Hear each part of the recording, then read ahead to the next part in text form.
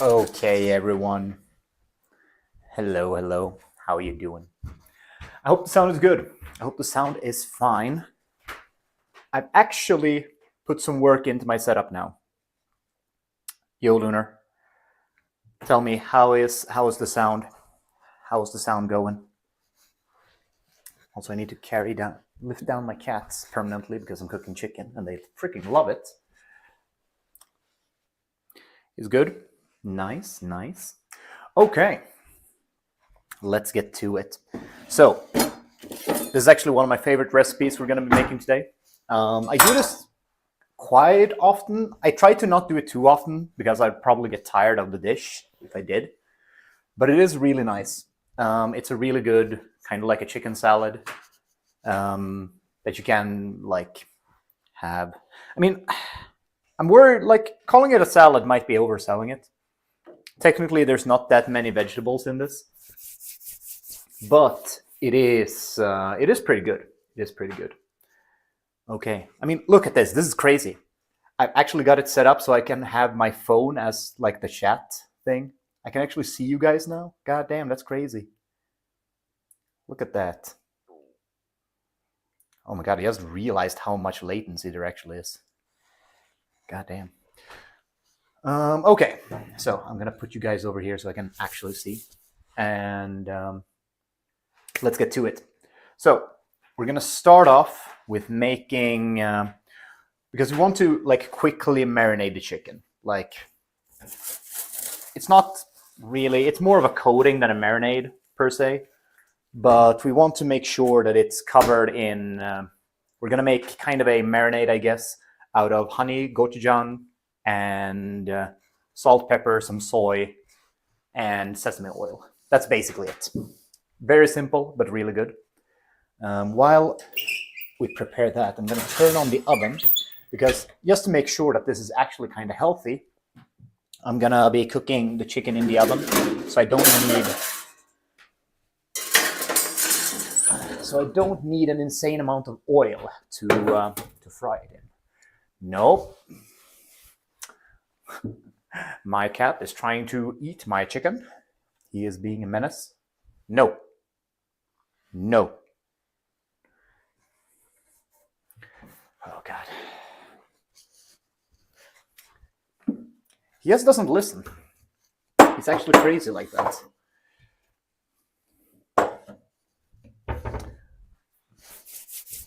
Okay. Let's see.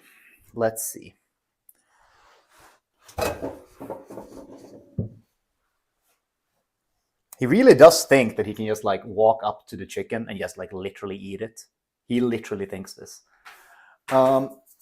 Okay, is this the way to do it? I'm thinking because I kind of want to weigh my chicken as well, just to make sure like how much I actually have. So we'll see how we do that. No, Mars, stop. You're being a menace. I've already thrown him off the counter 3 times now. No, 4. He refuses to give up. Okay, there we go. I think that should be kind of good. Perfect. Okay, let's get to it. So since this is a salad that uses couscous, I think that's what it's just called in English. I'm actually not sure. That's what it's called in Swedish, and I don't think it's a Swedish word. So I'm like, it's probably correct. I don't know. Anyways, we're going to start with the chicken, make sure that we get it marinated and stuff, and then we are going to cook the couscous, put it into the fridge so that it can cool off, because we want it to cool off before we combine it with the vegetables. And that's about the like most important things. Mars, I see you yet again. Just because you come from the other side doesn't mean that you are invisible.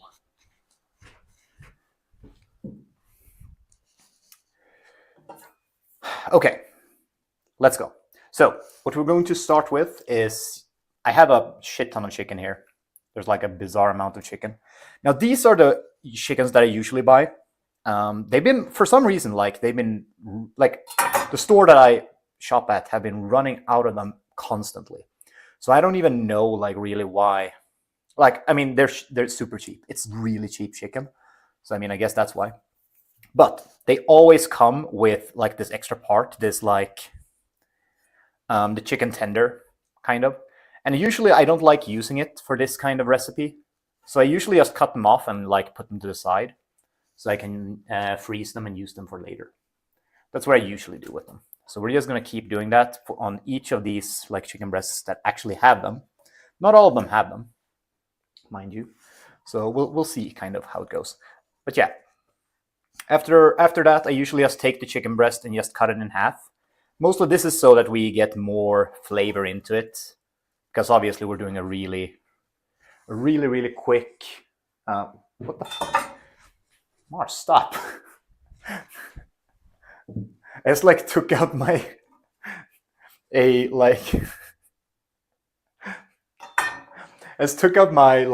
pan from the oven that I'm going to use to put the chicken on, and I see Mars just standing there licking it. Like I've cleaned it and stuff, so I don't know why he was licking it. Oh well, whatever. Doesn't really matter. Anyways, we're just gonna cut these in half, and like as we finish off the recipe, we'll just like put in an equal amount, about as equal amount as we can get into the like lunch boxes that I'm gonna be making. Mars is never invited to my cookouts. He's a menace. He's a menace to society and my kitchen. And he leaves freaking cat hair everywhere. I mean, he's not as bad as Twix when it comes to the cat hair, because Twix has like way longer fur, right? But like, Jesus Christ, it's everywhere. It's everywhere. That's true. More Mars. Goddamn. I didn't realize he was such a popular character on my streams. I mean, to be fair, he's the biggest selling point on my streams, right? Cat knows what's up. Okay. Let's see. So this one, because I took these from like 2 different bags, so some of these might not have the like the chicken tender piece. It seems like most of these don't have it, so maybe we only got 3. Oh yeah, it was when I bought the other brand. I got them. That is such like cheap thing though to do. It's like when I buy chicken breasts, I don't want like random chicken tenders with it. I just want chicken breasts. Like, okay, these chicken breasts are like bizarrely big. I just realized. Like they are unnaturally big. And I haven't counted them. I mean, there should be 10. I've counted like 1 chicken breast for each meal, but like I haven't counted them again. But I feel like I mean I know math and good enough. I know math good enough to count chicken breasts. Like up to 10, I should be able. I should be quite skilled up until 10 at least.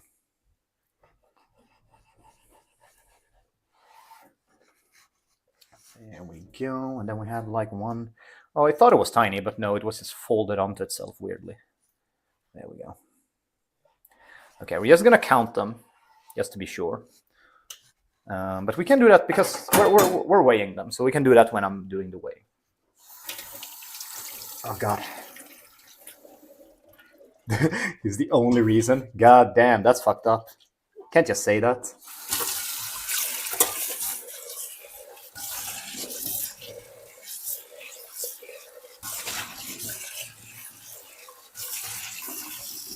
I have to say though, it took me forever to find a way to do this like mic setup properly. I don't know why it was so difficult. Like it was, my phone was like, fuck you, I do not like having an external mic. So I had to take some extreme measures. No, not really. I mean, I just had to make sure that I fixed it properly. Okay, so let's do some weighing, because that is important to me, because I want to know exactly how much chicken I am having. So, oh, this is dirty as fuck. I'm gonna clean this off real quick. I mean, to be fair, it doesn't matter if it's dirty, because I mean, I'm not putting food directly on it, but still, it doesn't like look nice.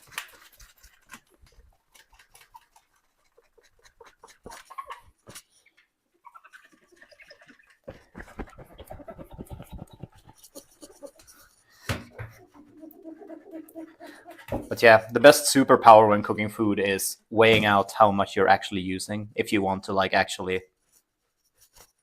know how much you're eating. Because otherwise it's super difficult to tell, right? You're just like, I only ate one portion today, and you're like, but like how much is one portion really? Define one portion for me. Actually, what is one portion? Also, Mars, stop it. You are being a menace. I'll bring you up after I'm done with the chicken, because then you have nothing you can steal. Okay. Let's put the pot on here so I can see the numbers, like that. Then we turn it on. Okay. So, we have 1, 2, 3, 4, 5, 6, 7, 8. Ah, God, fuck. 9. 10. And we're at about 2,160. Or about exactly 2,160. So we're going to write that down real quick.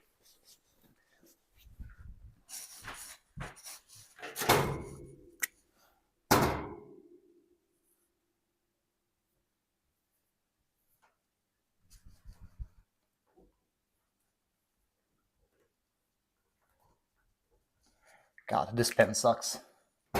Or rather, this like tiny little bitch-ass whiteboard that I have is really bad. It's real fucking bad. Okay. Okay, there we go.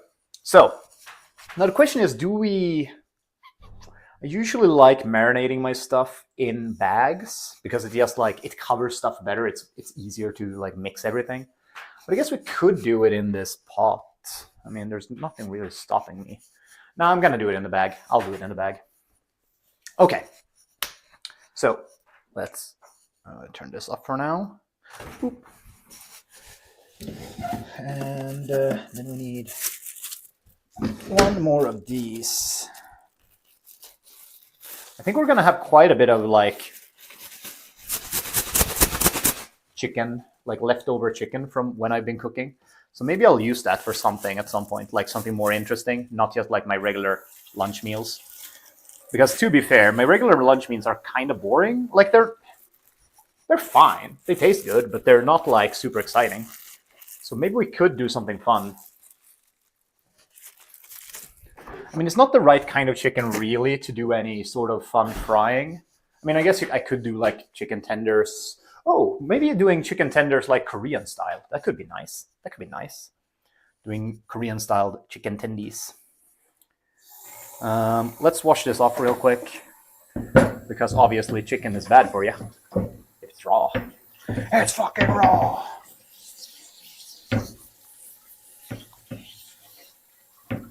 I'm probably gonna move. Should I move you guys? Like, are you enjoying the close-up view of what I'm actually doing, or do you want more of a general view of stuff? Give me your thoughts.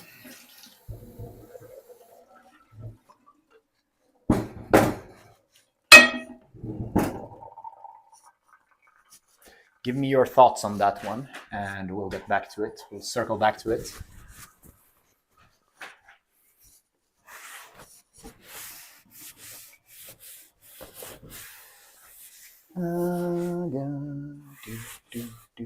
So I've been to Stockholm this weekend. That was just hanging out with friends. I went to Comic-Con and stuff like that. But for some reason, we were out karaokeing like 2 nights in a row. And there's one song that it's stuck to my head now, and I can't like get it out of my head. I don't know why. Like I basically never heard this song before either, which is like that's what makes it even crazier why it's like stuck in my head. But it's like a super old. I don't even know where it's from actually. I think it's like a 70s, no, probably not 70s, maybe 80s, 90s, kind of like weird ass song. But now I can't get it out of my head. And it's a little bit frustrating, I'm gonna be honest. Okay, so we want to make our marinade. We're gonna do it in this tiny thing. This tiny thing. Now I need to look up the recipe real quick. I think I kind of remember.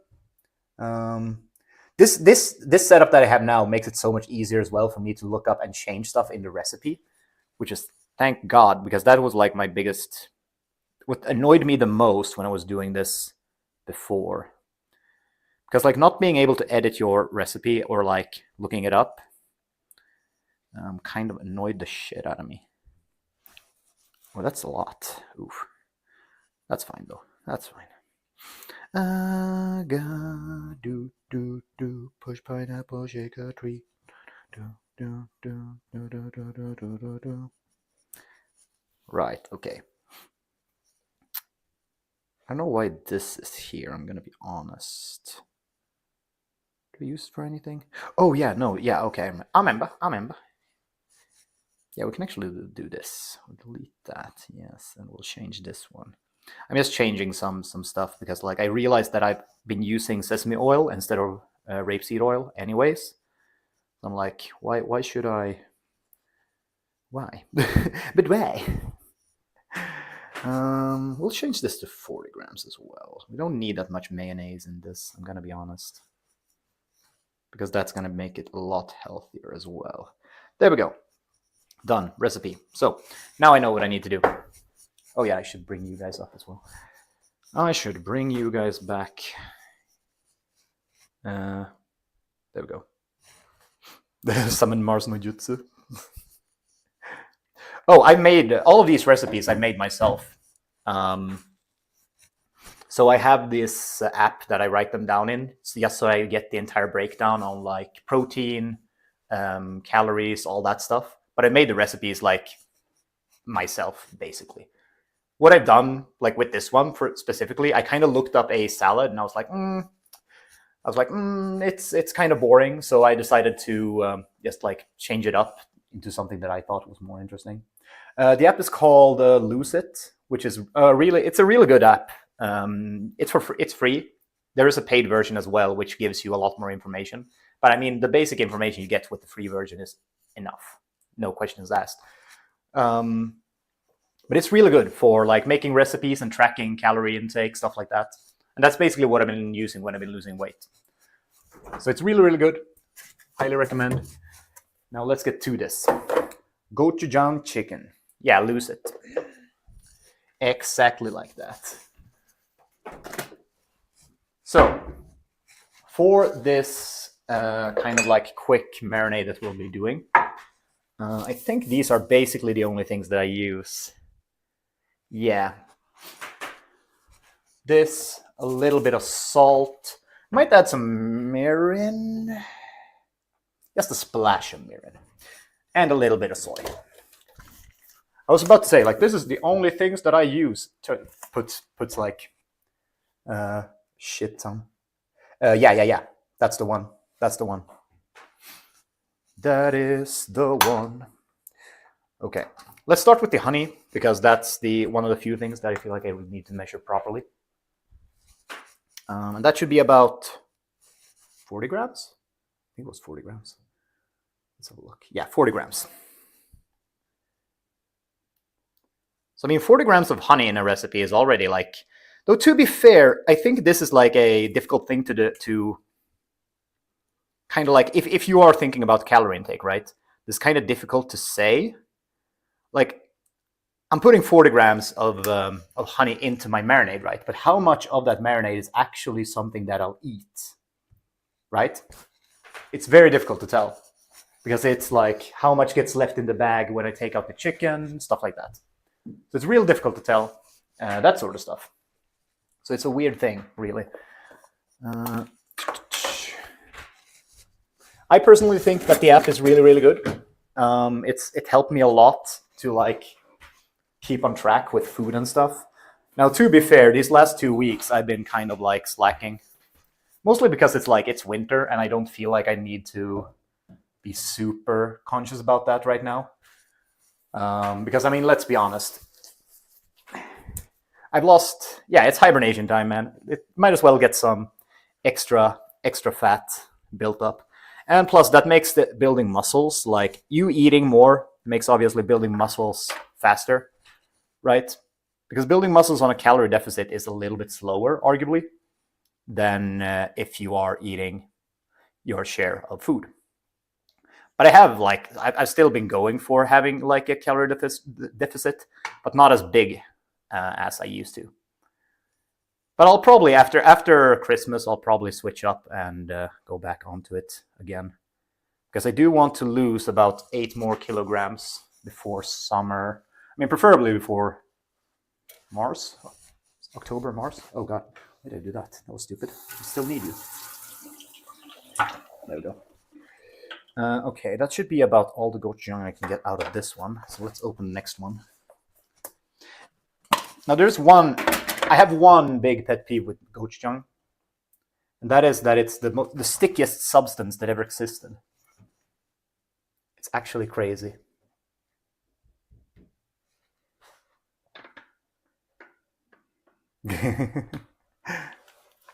Yeah, recently before I went to Stockholm, I did like a really hard session of legs, and like I've never, or it was weird because like I'm pretty good at training legs, but like this time I went like super hard on my calves, and for some reason like my calves were dead. Like they were dead for like almost a week. It's basically today that they've like stopped hurting. So I think I need to like maybe focus a little bit more on my calves, like actually get them up to the same kind of quality as the other ones. Mars, stop. You are being the most annoying cat that I've known in my entire life. Right now. Right now. Over me. Okay. There we go. I think one of the big, I don't know why, but I've like, since I discovered gochujang and like used it a couple of times, it's become my favorite like kind of flavor. It's so good. I don't think it's like super spicy anymore, or like, to be fair, I never thought it was super spicy. But it used to be like way spicier than it is now for me. But it's so good. I just love gochujang. It's just so good. It's definitely my favorite flavor to add to chicken. It's also really, real nice in salmon, weirdly enough. Like if you're gonna cook salmon in the oven or something like that, you can actually like do a kind of like cover it in like a gochujang paste. I guess like you could call it gochujang paste. It's kind of not, but you know, close enough. And that is so good. It is incredibly good. All right, there's one more thing that we're going to add to this. Garlic. I forgot about that. I forgot about the garlic. So we're going to have like a bunch. I am a garlic fiend. So we're going to have like maybe 4, we'll go 5. 5 cloves of garlic. Needs more garlic. I don't know why. I like perfectly did this before, so that like this didn't like lock itself like the screensaver, but somehow it like stopped doing that now, and I'm just here accepting my fate, I guess. I don't know. I got do push pineapple, shake the tree. I got do apple. Jump up and down and do the beat every night. My melody. But yeah, garlic is that is also one of my favorite things. I feel like I've realized now that I've like gone into Korean cooking a little bit. I'm realizing that maybe I just really like Korean food. Because like gochujang, obviously Korean. A lot of garlic, Korean. Like kind of spicy, but not super spicy most of the time, Korean. It's like, it's crazy. Because it's like, it's spicy, obviously, but it's not as spicy as Thai food. I feel like Thai food is usually more spicy. And yeah, it just has more, it packs more of a punch than Japanese food, I've realized. So I think I've like kind of converted into more of a Korean food lover rather than a Japanese food lover. I mean, don't get me wrong, I still love Japanese food, but like I just feel like Korean food is like, god damn, it's so good. I think one thing that you don't realize about Japanese food, because like media makes it look so freaking good, but a lot of it is very flavorless. Like it focuses so much on the ingredients, like specifically. So like let's say Kobe beef, right? It focuses super heavily on the beef itself. So you don't really have any sort of flavoring and like that kind of stuff. It's weird to me. Like being Swedish, that is weird because Swedish people are used to just like, at least I am. I use a lot of spices when I cook. Like I just add stuff that I like. I mean, you noticed last time. Like I just add random stuff that I'm like, yeah, this would probably work.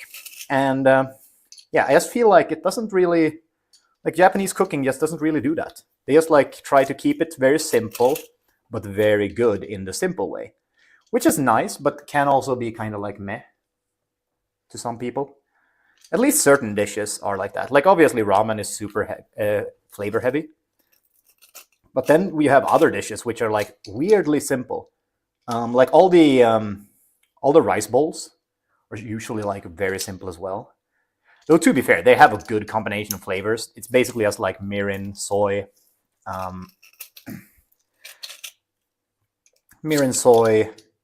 maybe a little bit of cooking wine like sake, and then yeah, that's usually about it. So it's like weird how simplified their cooking is a lot of the time. I feel like flavor wise. So I think maybe that's why I prefer Korean cooking, because I feel like Korean cooking has more flavor or more spices to it.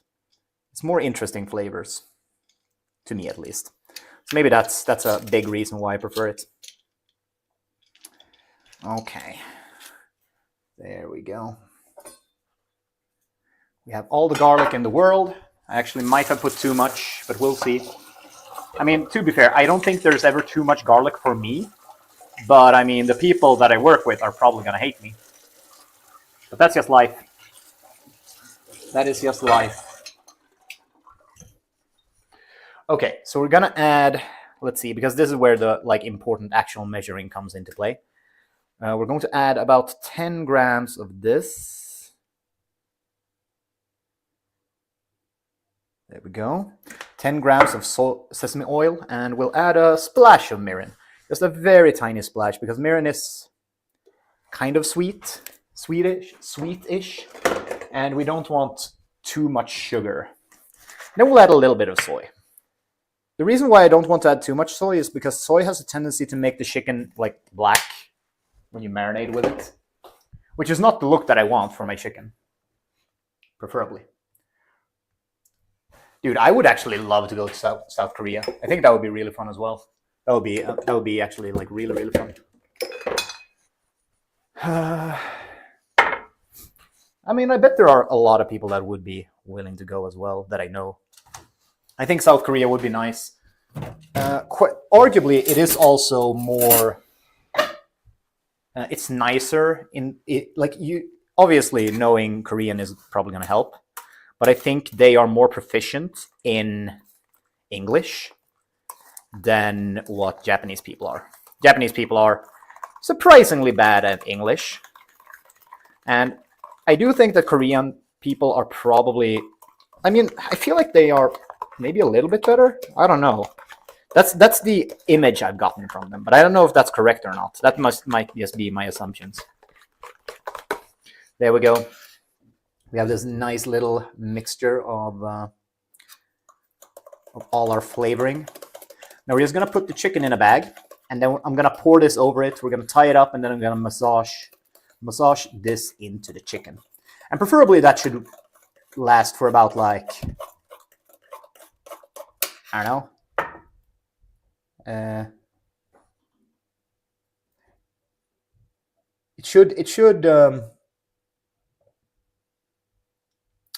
It should sit for about maybe like 20 minutes, preferably. But, you know, I can't really promise that. But yeah, very good. Kind of spicy, not crazy spicy.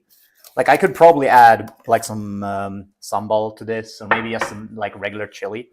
and it would be like still fine for me. But I don't know. I don't feel like eating something that's like super spicy right now. There we go. Okay. Let's just grab our nice pink little spatula, and then we're going to start moving the chicken over. I'm gonna grab some gloves for this because, like, usually having gloves for the chicken is a good idea in general. It just makes it easier. You don't have to wash your hands, and yeah, makes everything easier. Now I think this bag is gonna be big enough. It should fit 2 kilograms of chicken. It is a 3-liter bag, so it should be big enough. We're just gonna shove all the chicken in here. I'll do it off camera because I can't be bothered to take off my gloves to move the camera because I didn't think of it before. But to be fair, I'm just throwing chicken into a bag. It's nothing special, let's be honest. Aga do do do, push pineapple, shake a tree. Aga do do do, push pineapple, grind coffee. To the left, to the right, jump up and down into the beat. Do the dance every night. Hula melody. Do, do, do. There we go. Beautiful. I'm just gonna do a quick little rinse of this and put it into my dishwasher that I've pre-emptied because I felt like I needed to. Because I do know that this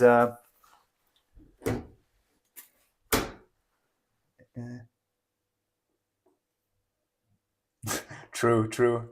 Some people might take it the wrong way when I'm shoving chicken into a bag. They're like, God damn, that's sexy. That's so hot. Okay, here we have a big bag of chicken. I'll just move you a little bit to the side. There we go. Big bag chicken. I'm just gonna like roll up the sides here so that we have like some protection against splashing stuff. There we go. And then we'll just put this in. Now I know that it looks like there's a shit ton of chicken comparatively to the amount of marinade that I have. And it is. But I have a secret. Keep it secret, keep it safe. And I'll show you it right now. After I've like gotten every drop of this marinade out, because I do need all of it. I mean, you probably know this, Flower Man. You probably know how to do this properly. But it is a good teaching moment for all the other people. All the other people. No, not water, but I mean, I'm gonna try and compress this. I'm gonna try and vacuum this as well as I can without actually vacuum sealing it, aka me being lazy. So I usually do this, and this is gonna look fucking disgusting, by the way. This is going to look horrible.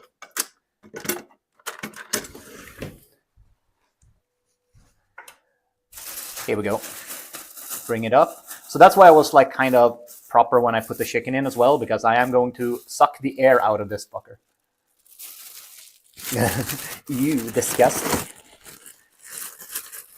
Or maybe I should actually. Okay, we're gonna do this before I like seal it up. I'm gonna grab a glove and try to mix it a little bit, because like otherwise I will need to massage that like quite a bit to get all the marinade to cover everything. Okay, here we go.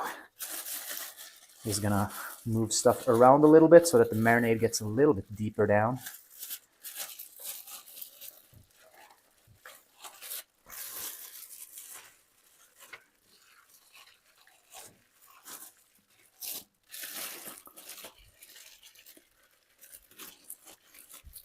There we go. That should help it quite a bit. Now then, here we go. Roll this up so we don't have any chicken on the sides. Make kind of a weird-ass little sucky hole. It looks like an asshole, but don't worry. I was about to say something very, very non-kosher, but here we go.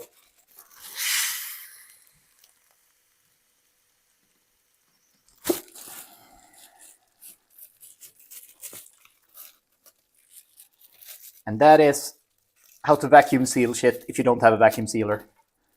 There we go. Or like close enough to vacuum sealing, I guess I should say. Because it's technically not vacuum sealed. There's still air in there. But close enough. This actually works really well. Yummy. This works really well. Like if you're going to sous vide as well. God, maybe I did it. Yeah, I didn't really. Because now I need to massage it around a little bit, right? To get the chicken to get covered by everything. That's why I tried to do it a little bit earlier. And it is way easier to do early, at least like a little bit. But I'm just standing here massaging my bag of chicken, don't mind me. I'm just playing with my chicken, don't mind me. And this is to make sure that every piece of chicken is at least covered to some degree by the marinade. And this is how you don't have to make a shit ton of marinade, right? Because as we suck out... Oh my fucking god. Marcia stepped on my phone to like remove the chat. What the fuck? Rude. And he did it like, he didn't even like step on it. He just like casually pressed on it with his paw. It was like he knew what he was doing. Okay, there we go. This should be kind of like, you can see that some pieces are more covered than others, but that is fine. As long as we get like kind of a thin layer of the marinade on everything, it should be able to like absorb some flavor, because we're not marinating this for a long time anyways. So like the flavoring inside the chicken is not going to be crazy. It's mostly going to be on the outside. Okay, let's put this into the fridge. Lift down the cat that's been trying to get to my stuff, and take out our next project. Now what's nice about this actually, this recipe, is that you can very much do this in steps. Like this is something that you can do like, because everything needs to be cooled anyway. So it doesn't matter really like in what order you do it. You can do like basically 90% of the recipe the day before.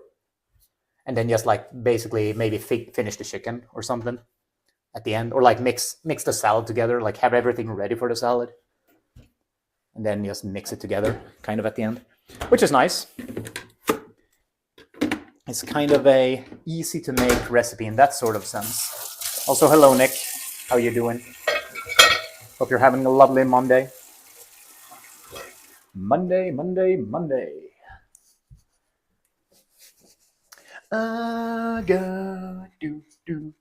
Push pineapple, shake a tree. Okay, so what we're doing now. Now we are making the couscous. This is like the base of our salad. So we're gonna measure out, let's see actually, how much did I have in the recipe? I think I had 400 grams, or it's 350 maybe? Yeah, 350. 350. So we're gonna go with that.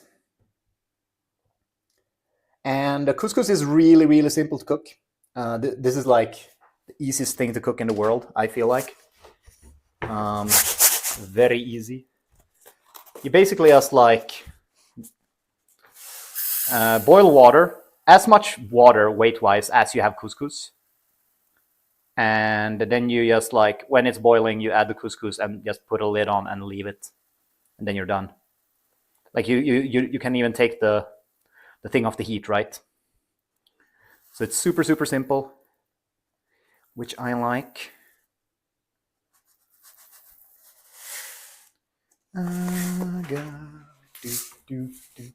Pineapple, shake a tree. You good? You good? Nice. Okay, let's measure the water that we need now. There we go. I can just bring this over. The water measurer. And we need about 350 grams of water as well. Same amount. I'm going to go a little bit lower, like 340, because we're going to be adding things to the water as well to flavor the couscous as it cooks. So we need a whisk. Where did I put my whisks? There they are. Okay, so first things first, we need a little bit of oil into this. So we're going to add about 10 grams of this sesame oil. There we go, that should be about it. Nice. We'll add some salt. Just a little bit of salt. It doesn't need an insane amount. And then we're going to add chicken stock, or like pre-made chicken stock, because I'm not making my own. That's crazy. That's just crazy. So we're going to add this as well. Come on. I'm just like measuring out kind of like where we're getting to. And this doesn't really need to be measured. The oil needs to be measured, like calorie-wise. But everything else is like super low calorie. So it's not worth measuring at that point. It's like salt, obviously no calories. The chicken stock, like the amount that I put in is like maybe 10 calories. Super, super low. So nothing that I really need to care about in that sense. There we go. And now we just need to bring that to a boil. And then we put in the couscous, make sure that it's covered by the water, and put on a lid. And then we're done. That's it. Did we turn on the oven? We did not. So I'm going to need to turn this on to 200, 225, I guess I'll do. I'm always like, no, 200 maybe is enough, actually. 200 degrees. No, 250, 225. We want to try and get a little bit of like a outside kind of char on it. You know? Namin. There we go. Okay, let's focus on the cutting board because we're going to start with the vegetables. Now, to be fair, there's not an insane amount of vegetables in this, which is like, to me, it doesn't really matter. We're going to have this. I'm probably going to open this and let it like hang, maybe like flush some water on it. Soybeans, really, really good, obviously. Everyone likes soybeans. At least I love soybeans.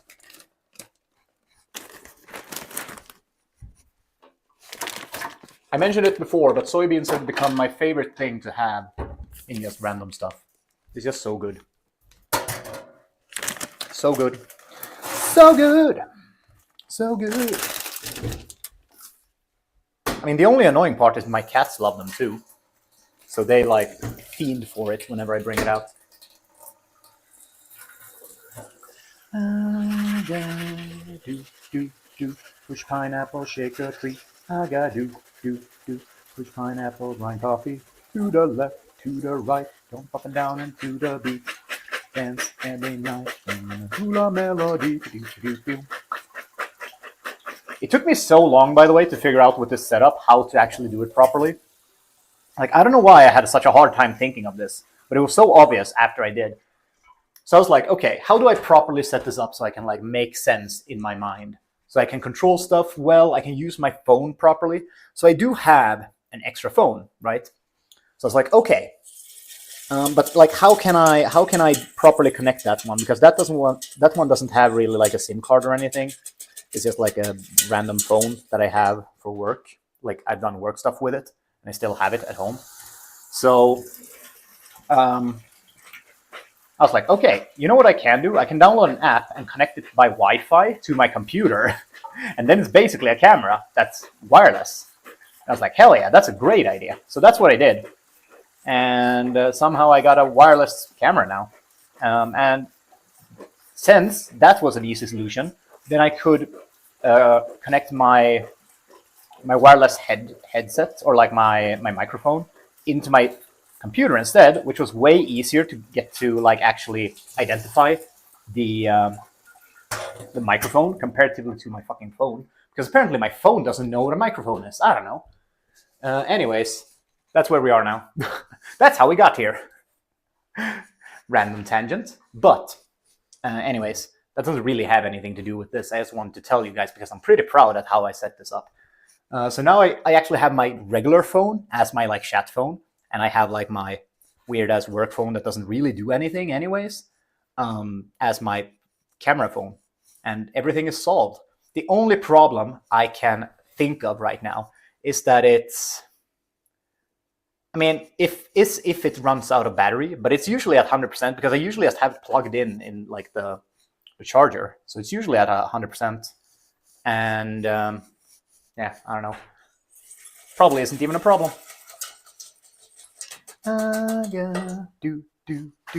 Oh yeah, there is one more thing that we're going to do. I almost forgot about it, actually. I almost forgot about it. We can actually do this first, before the vegetables, now that I think about it. That actually makes way more sense. So, we are going to make a nice little dressing. We're going to make a garlic dressing, because obviously the amount of garlic that I put into my chicken isn't enough. We need more unlimited power and all that. So I have a plan.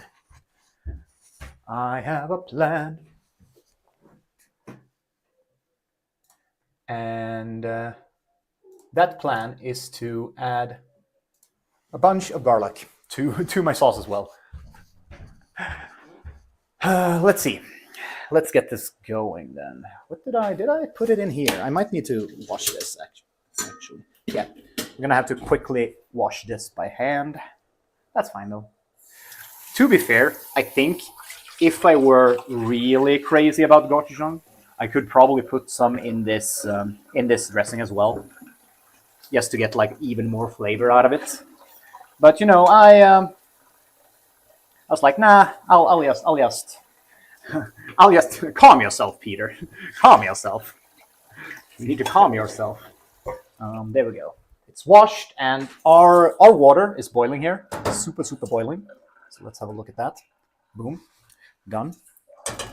Now nothing more is needed really. Like it is literally done. We just like do this. Move our cutting board to the side because it's in the way. There we go. Boom. And then we just put this in here. Shake it a little bit to make sure that everything is covered properly. There we go. Put on the lid. Done. And that's going to cook now. Oh my god, Twix saw someone outside and he's like, oh no, please pay attention to me. Please, sir. Hello. What a cutie. Kawaii desu ne. Okay. There we go. So our couscous is basically done. That needs to just stand there for like 10 minutes. And then it's the dried couscous is going to absorb all the water and all the flavor. And after that, we're just gonna break it up a little bit so it isn't like clumped up, and put it into the fridge to cool down, because it needs to be cooled before we actually mix our vegetables with it. Okay, let's get to our sauce. I'm gonna do this really fancily. That's a word. I actually like to do this, yes, because it makes it easier when I'm plating, or like when I'm preparing my lunch boxes. So I usually buy this. God, I looked up this word before. I know I did. Crème fraîche. What is that in English? Is it just cream? What is crème fraîche in English? God, I keep forgetting. I always forget this. It's actually crazy. Crème fraîche in English. What is it? There we go. We have that cooked. I'm gonna have to look it up because I feel like I want to be able to actually tell you guys.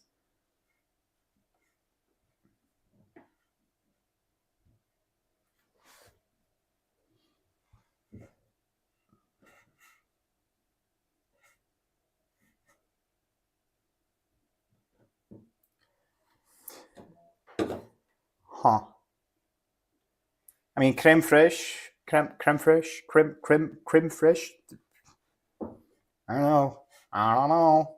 French style sour cream. I guess that's a way to put it as well. Look, I know I'm pretty okay at English, but not that good. Anyways, so I use this crème fraîche, which is really low fat. This is like 5% fat. This is the lowest you can find at like a regular store. I don't even know. It's probably the lowest you can find, period, to be fair. Like 5% fat in that is really, really low. Usually the light crème fraîche that you can buy Like the regular that is like, oh, this is low fat. That's like 10%. So this is like super, super low.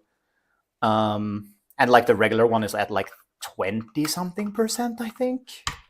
Maybe something like that. So this is definitely life hack if you want to just remove, if you want to have like the flavor of crème fraîche, but you want to remove some of the calories from it, because it is like kind of fat heavy. So you just get this instead. So we have about 200 grams of that, and then we're gonna have to measure this because we need about 40 grams of mayo. I'm gonna use Kewpie mayo for this because I love Kewpie mayo. Kewpie mayo is peak mayo. It is the strongest mayo. It is the best mayo. I mean, meds usually taste like ass, don't they? I feel like that's kind of implied. Well, I mean, they don't have to, I guess. Okay, let's see. 40 grams. 40 grams is more than you think, all things considered. Oh, God. I think I'll have enough.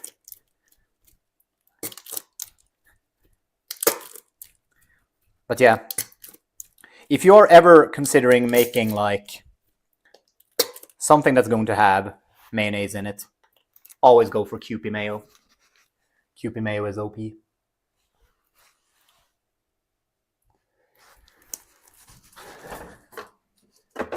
There we go. So we have that fixed. And now, to be fair, the only thing that's really needed now is like the garlic. We're probably gonna add like a little bit of like spices maybe. But this is basically like kind of it. Some black pepper probably, now that I think about it. Maybe, no, white pepper actually. Yeah, we're going white pepper.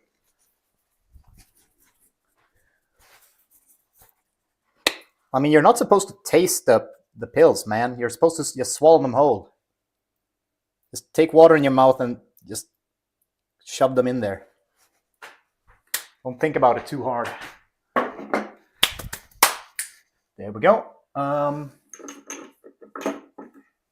Right, we do have some, actually, I think I have some basil, some frozen basil. I mean, frozen, these are kind of okay flavor-wise, but they usually look kind of shit. Obviously, fresh is always better, I would say, like flavor-wise as well. But I can't be bothered to buy fresh because I don't use it that much. If I were a proper chef and like actually used the flavoring a appropriate amount, I would probably like plant some. Though to be fair, I think my cats would murder them. They would instantly kill them. I don't think I need a lot of salt because the Kewpie mayo is very, very salt.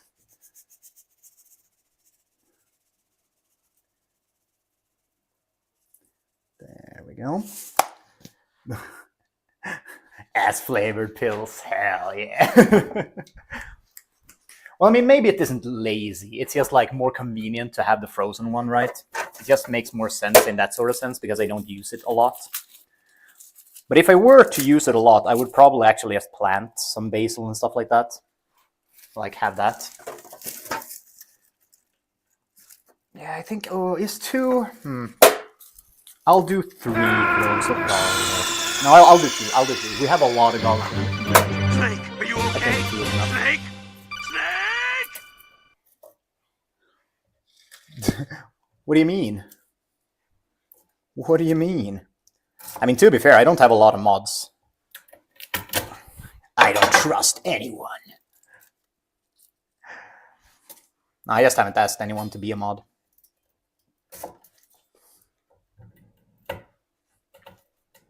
My old mods have given up. They said, fuck you. We don't want to watch your channel anymore. You took too long. No. Okay. Also, by the way, I have to ask Lunar. You volunteered. I would never give you the mod status. You are the most unhinged person I know. Lunar, do you have this in the US? I feel like you do, but I'm not sure. It's a garlic press. But I feel like every time I watch some sort of cooking on a YouTube channel, it's literally just like people don't use this, and I don't know why. Like, it is crazy. Like, why don't they use this? Why? Oh yeah, I've had it forever. I've had it forever. Though I prefer these because they're really easy to clean out. They're really, really easy to clean out, which is why I like them. Like the old school ones. We like to shop our things by hand instead of just pressing it in and done. Boom.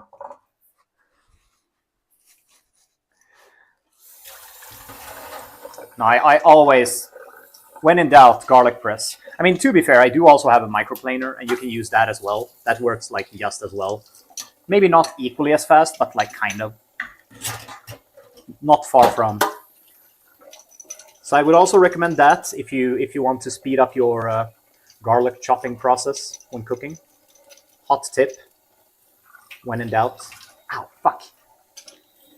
I forgot how hot my water gets. There we go.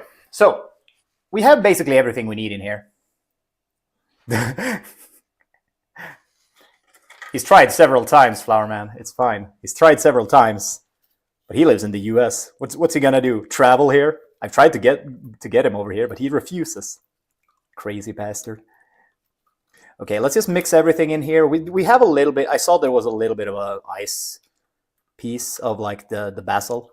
So maybe we'll give this a little bit of time to like thaw up or some shit. I don't know. Oh, really? God damn. That'll be fun. Inform me when you guys know what's happening. Okay.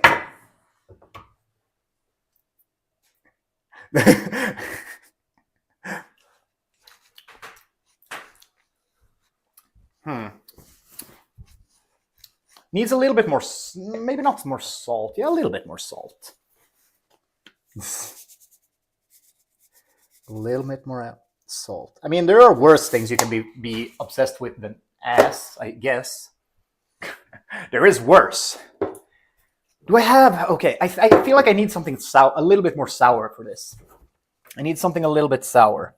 And I'm not sure... Oh, wait, I think I have rice wine vinegar, don't I? I'm so sure that I have it. I don't think I used it all. Question is, where did I hide it? Because my cabinets are a little bit of a dark place right now. It's just chaos, pure chaos, okay? Where the fuck did I put it? Huh. I do have balsamic vinegar as well, which I could use. That could also work. Yeah, I mean, maybe ass tastes like medicine. You never know. Maybe, Lunar. Maybe. We'll talk about it after you move to Sweden. I mean, it would be super fun if you guys visited at least. That'd be real fun.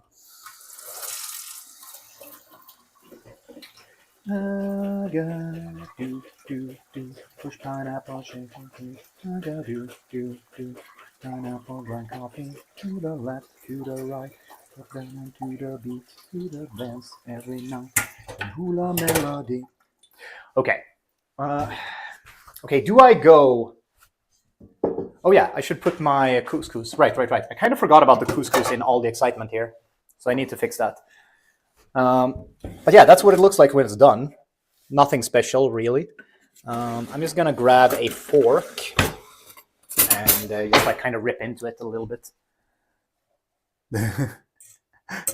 Good power junkie. Yeah.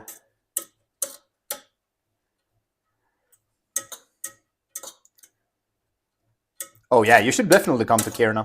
We'll go to Riksgränsen as well, Abisko, maybe even to Finland. I mean, it would be nice to go to Finland. We can buy some beer there.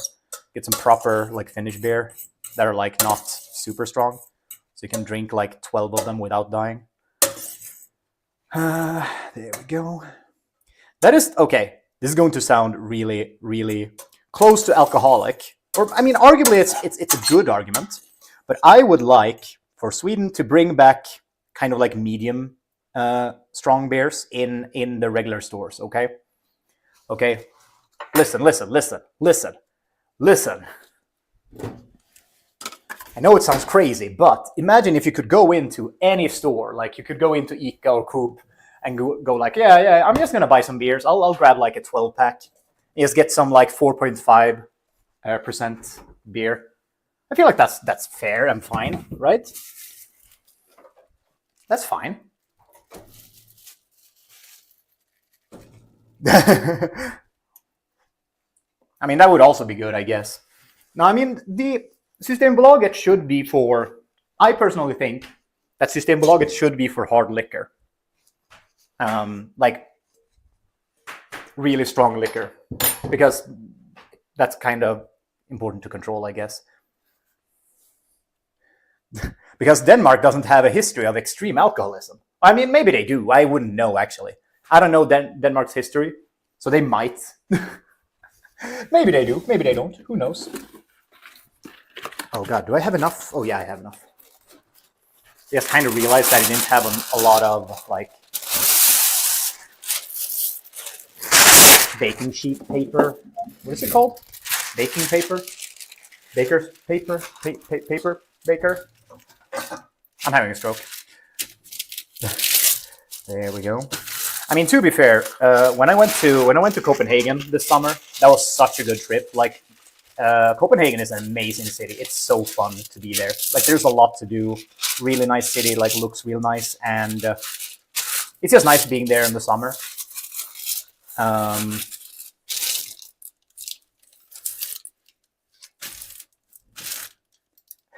I don't know, man. I don't know. If you look at like how we drink in Sweden, we do drink quite. Yeah, parchment paper. Yeah, that's the one. That's the one. I feel like we drink very differently from like Southern Europe, let's say, for sure. And I guess Denmark is kind of part of Southern Europe in that sense.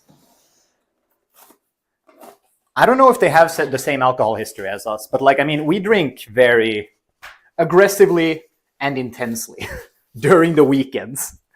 Whereas I think like more the further south you go in Europe, it becomes more like oh yes, like maybe a couple of glasses at most, like 2-3 glasses of wine, stuff like that.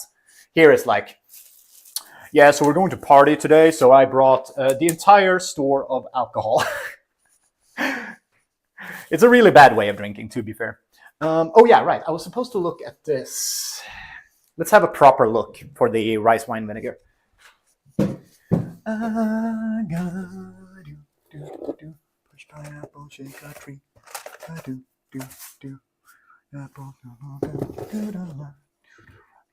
and down into the beat. Every night sing hula melody. Yeah, I think I've actually. Oh no, I remember what happened now. My fucking cat knocked it over. That's what happened. Ah, yes, Mars got into this cabinet and locked it over. I remember now. He gone fucked it up. Okay, we'll use a little bit of balsamic vinegar then, I guess. Let the past be the past. Okay, some balsamic vinegar. It is not, like, flavor-wise, there's nothing wrong with it, but it is very much like, color-wise, I'm a little bit worried. It's like very black. And I don't want it to be like too colored from the vinegar. But I guess we'll see how this looks. It might get brown. That's fine. Brownish. Oh, actually, it didn't color it that much. Like, it became like slightly brownish. But I think that's fine. I wasn't expecting it to become like freaking like as brown as like soy almost. There we go. Yeah, that's fine. We're just gonna let this chill a little bit more here while we put the chicken into the oven. Now the problem with the chicken, or I mean technically it's not a problem, I just don't really know how long I'm gonna have it in the oven. I go by a lot of feeling when it comes to cooking stuff in the oven.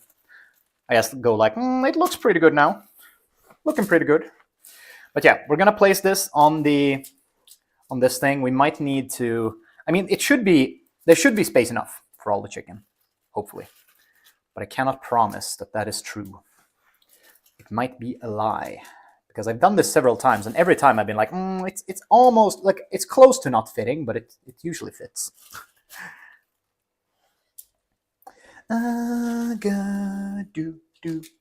Push pineapple, shake a tree. I would need one more on this side. One more. No, but like, obviously, we have more control over the alcohol now, right? But it's still like, I mean, that's a reason why we had motboken to begin with, to make sure that like people didn't like die of alcoholism. Crazy, I know.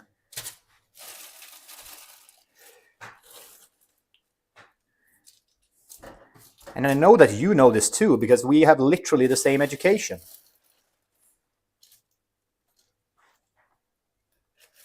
So as I said, this is a really quick marinade. Like calling it a marinade is almost like a little bit overkill. But it's kind of there. And we just want, basically what I mostly want is I want some of the marinade to go into the chicken like at a surface level, so that we can get like kind of a nice color on it as well, and like there's going to be a nice taste surface-wise. I think this is actually the big brain way to do it. There we go. We have all the chicken here. All the chicken. I'm going to take some of the marinade that's still in the bag and like try to cover some of the chicken pieces a little bit more. The ones that are like looking a little bit like colorless. Because you can tell that some of them didn't get as much love as the others.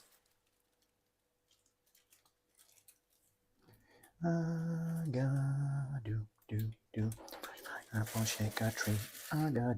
Do. Push pineapple, gonna coffee. To the left, to the right, jump up and down and to the beat. Dance every night, hula melody. There we go. Beautiful, lovely. Okay. Now this is going straight into the oven as it is. I'm actually there's one thing I'm gonna do. I'm gonna add a little bit of black pepper and maybe a little bit of salt as well on top of them. Just to make sure that we have the proper amount of flavor. God, do I need to refill this? No.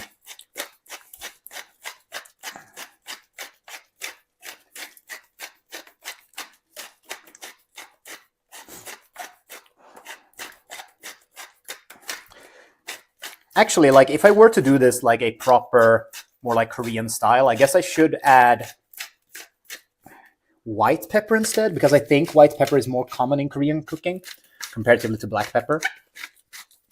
But I mean, we have to keep the Swedish fusion roots in there. God, it sounds so stupid. And just a little bit of salt, just a schmeckle of salt. Because I don't trust that the marinade is going to do enough salt-wise. Though to be fair, we do have quite a bit of salt in the dressing and stuff, so maybe this is overkill, but we'll see. We'll see.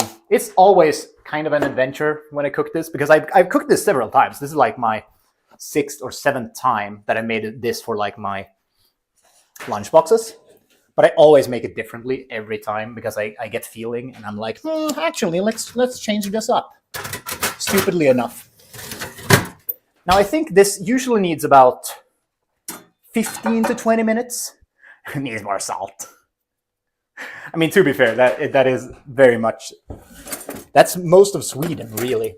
I think all of Sweden is very much like we eat a lot of salt. Okay, we're actually gonna clean this. Oh, this hasn't been cleaned properly, I see now.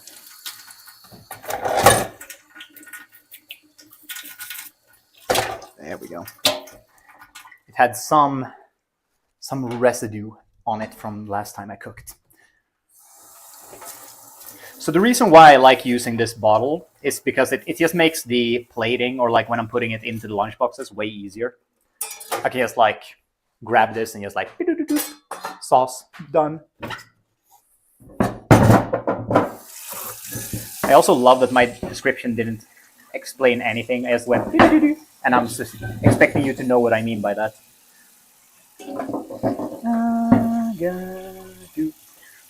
Push pineapple, sugar free.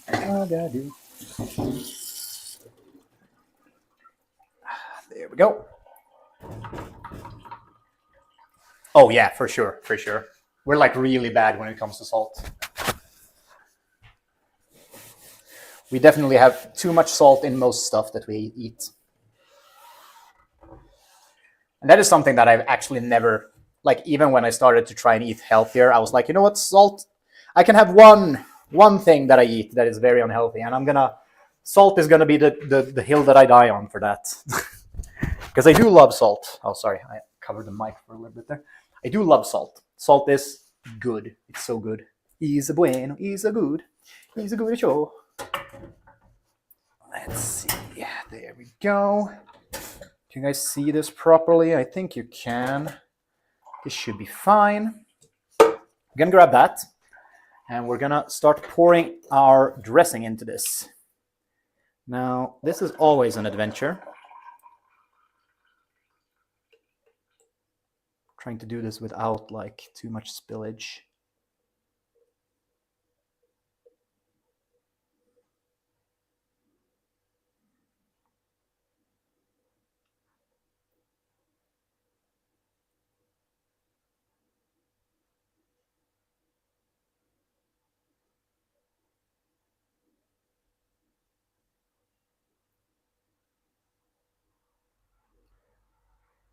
You can tell that I actually have to focus here because I'm like instantly quiet.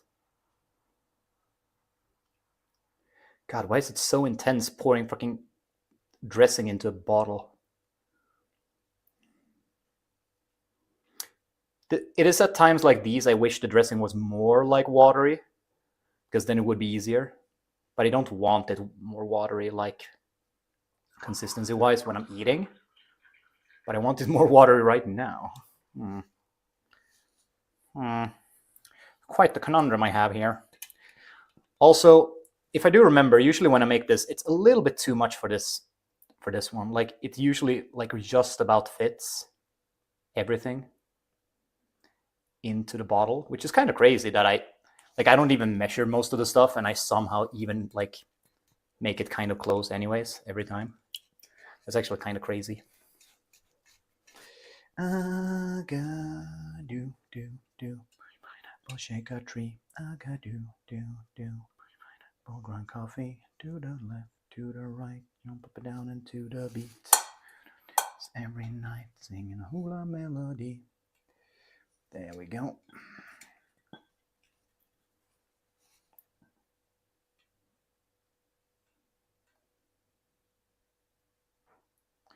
There we go.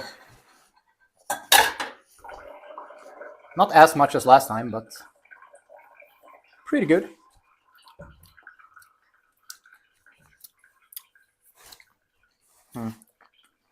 Yeah, I think that balsamic vinegar did some good, actually, now that I'm tasting it.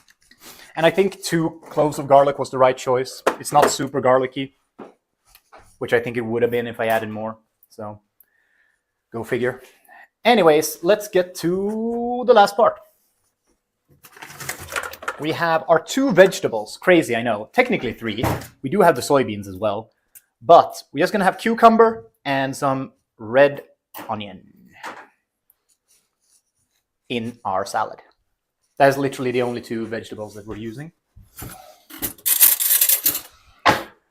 So, this is also a good tip if you're not used to using garlic, or not garlic. What am I saying?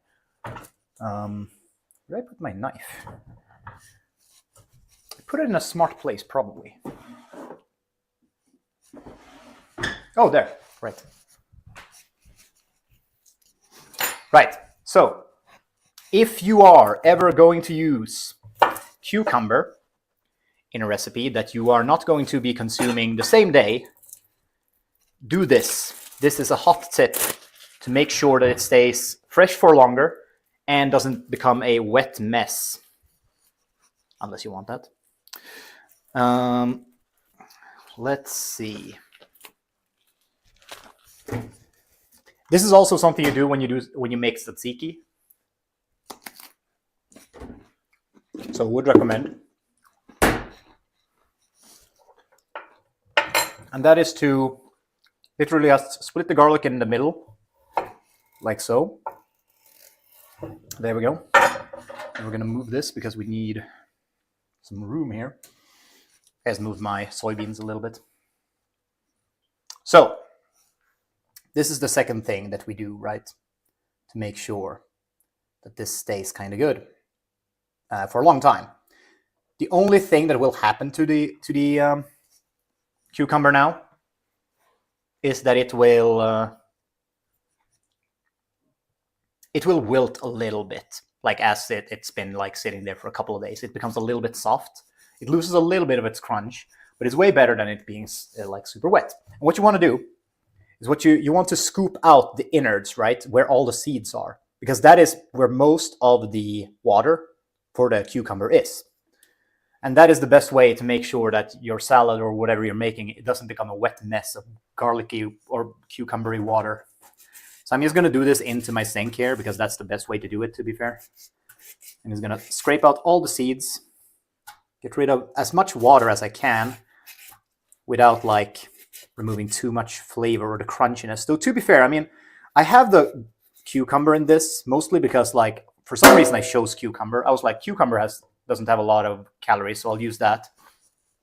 But it also adds a nice crunchiness to the salad, which it kind of misses. This salad is like comprised of a lot of like kind of soft ingredients, right? So this and the soybeans add kind of a nice crunch to it, which you would miss if you didn't have this. But it doesn't have to be cucumber, to be fair. Like you can have whatever vegetables in this you want. I just chose cucumber and red onion because I felt like it was pretty good. You could actually, oh my god, now that I think about it, oh my god. Making this into like the, kind of like the Japanese cucumber salad first, like the kind of like vinegary cucumbers would actually be a big brain move, I think. And then like after it's absorbed some flavor, like maybe you don't want it to go like the full length of it, where it like becomes super soft. But like, you probably want to like add some flavor to it. You could like marinate it real quick, like 10 minutes or something.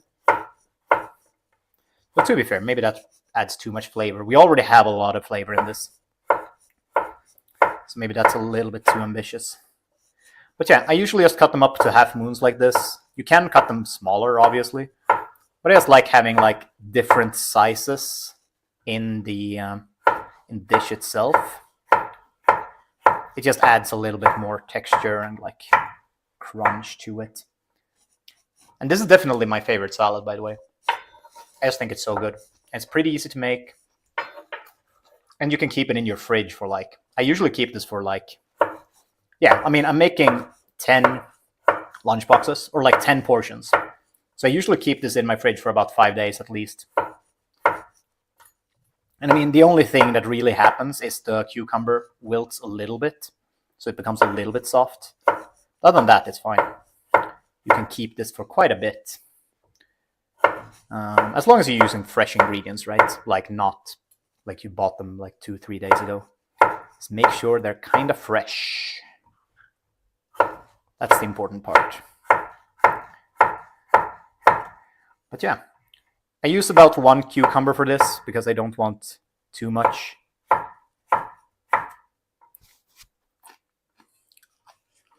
I mean, technically, yes, if you are like drying out from salt, I guess, or dying from sodium poisoning. But I mean, that is, you need a lot of salt for that, I think. You probably need quite a bit of salt, actually. Okay, I'm gonna do a quick little check on the chicken, now that I still remember. I got push pineapple, shake a tree. Let's have a little look. We're starting to get there.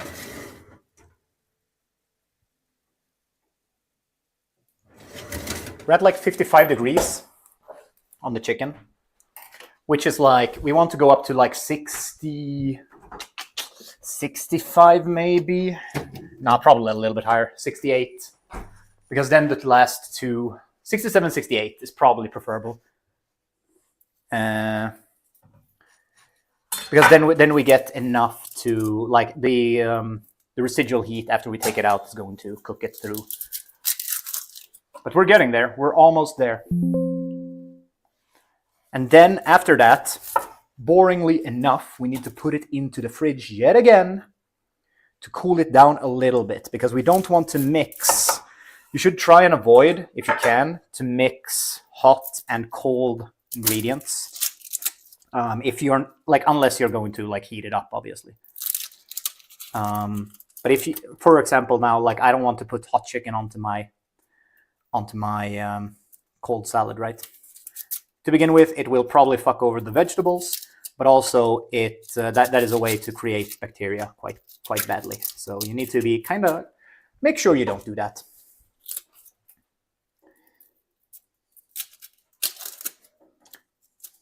To the left, to the right, jump up and down into the beat. Dance every night, singing a hula melody.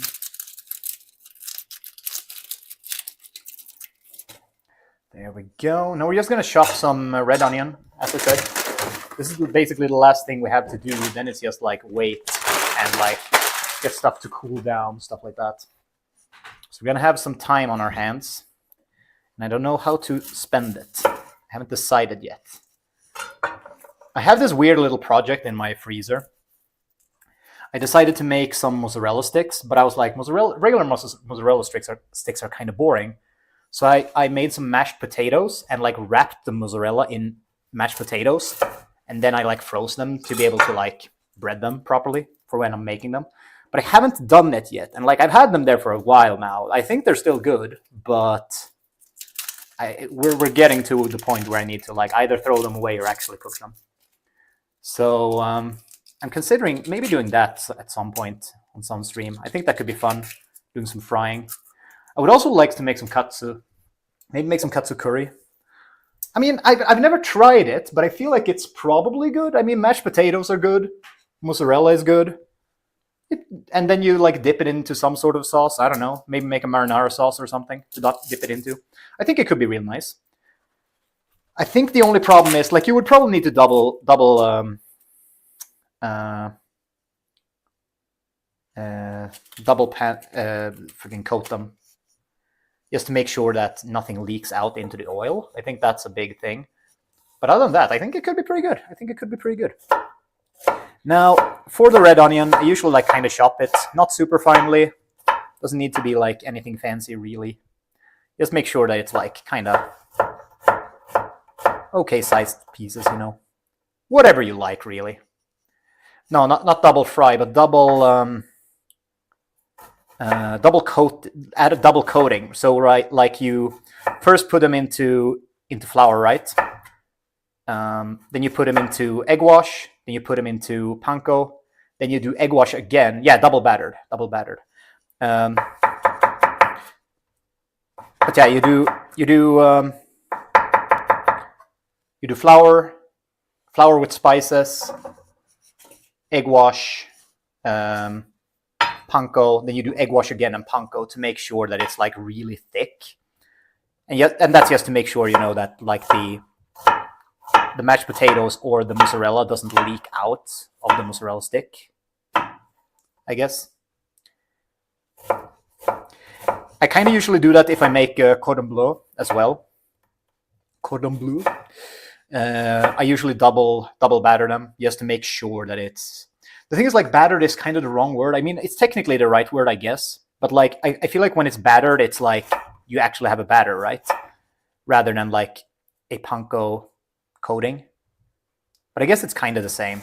Like the idea is the same, and that's the important part.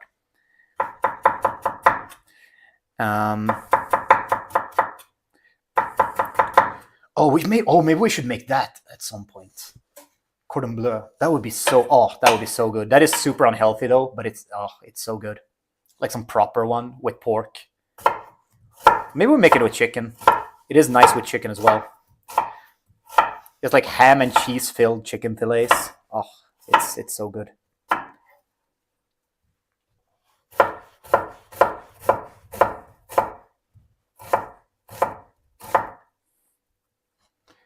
I do think that I would need to like actually maybe sharpen my knives at some point. I have thought about this several times, but I've never taken any steps towards actually solving the problem. So maybe I should take care of it, like actually just like sharpen my knives properly. Like either take them to a shop or like check if I can do it myself. I think we have the tools in our cabin for it. So maybe that would be doable. This is also one of the things, by the way, the red onion and the cucumber. I didn't measure them, like I didn't weigh them, because like calorie wise, I usually only go for like I usually only care about the calories mostly, protein as well, but like they won't affect the calories or the protein enough to bother, like to make me bother weighing them out, right? Like it's such a low amount. Oh yeah, we're done. We're done. Probably should have taken this out like 2-3 minutes ago, but that's fine.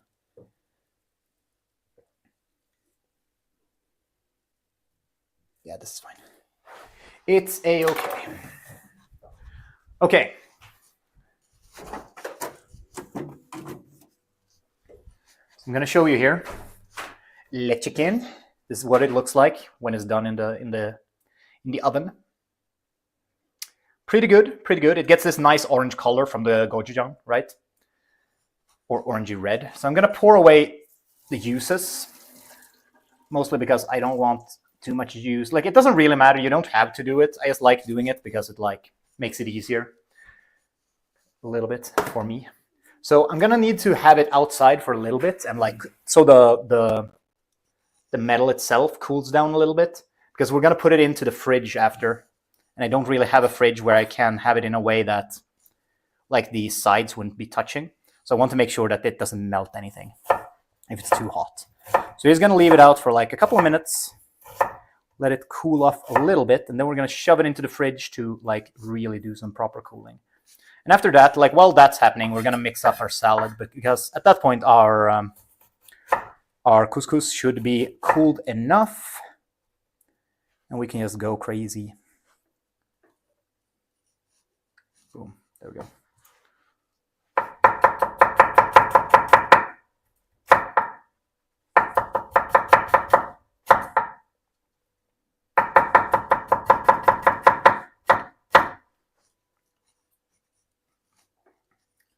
There we go. Oh my god, I just noticed how much my camera shakes when I like chop stuff.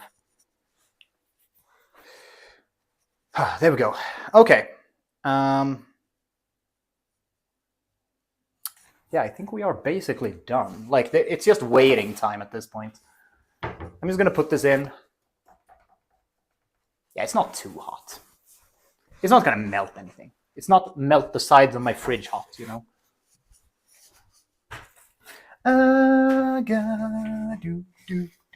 Push pineapple, shake a tree.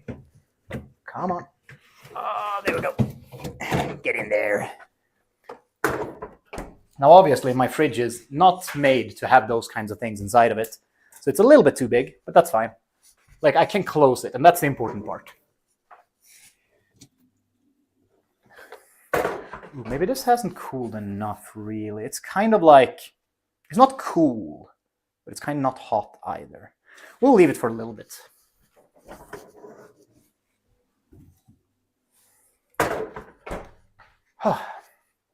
God, I'm getting so hungry. I haven't eaten anything since lunch today, so I'm starting to get there food-wise, like, or hunger-wise. I'm getting real hungry. I guess while we're waiting a little bit extra, I can like clean up a little bit. Might as well. Might as well do some cleaning and some talking.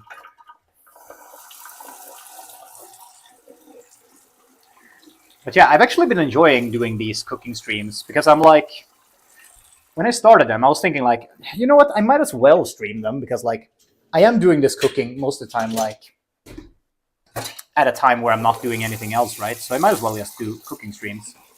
And I was like, you know what, I don't really, I mean, cooking streams doesn't always have to be me cooking something extraordinary or special. I can just like make my regular meals, like why not? Show off what I usually eat during the week, stuff like that. And I don't know, like maybe inspire some people to like eat other food, you know? Just be an inspiration. You're my inspiration. And I think that's kind of like enough for me. So I feel like it was a good idea. It was a good call because I've been enjoying it as well. And that's the important part.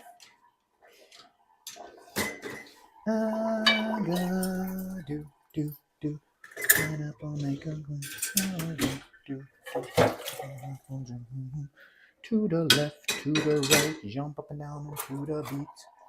Do the dance every night, sing a hula melody. I don't know why this song is stuck in my head still. Like, it's actual insanity how it's like still stuck in my head. It just refuses to leave. Like, it's been stuck in there for like 3 or 4 days now. It just refuses. Okay.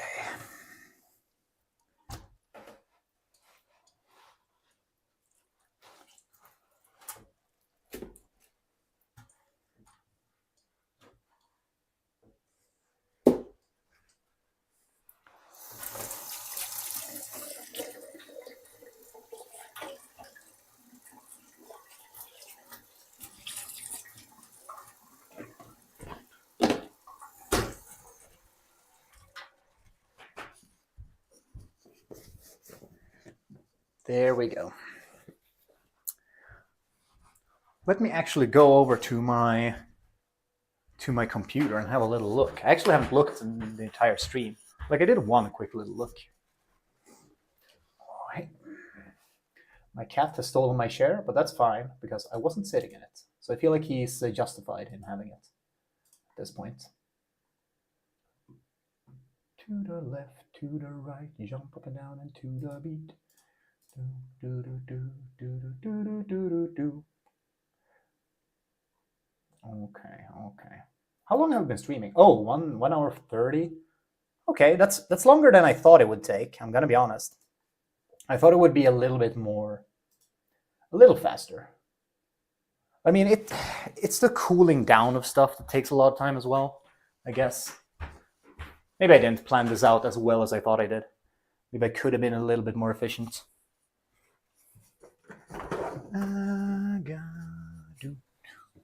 Push pineapple, shake a tree. I think I'm just gonna go for it at this point. I'm gonna mix the couscous here. We're gonna mix the couscous and have a little bit of a feel on it. But as you can see, like, this is a perfect base for a salad, right? Because it's very fluffy, very light. Adds a little bit of like, if you really want something that like makes you full, you can even have like fullkorn. What is that in English? Fullkorn. I'm actually not sure.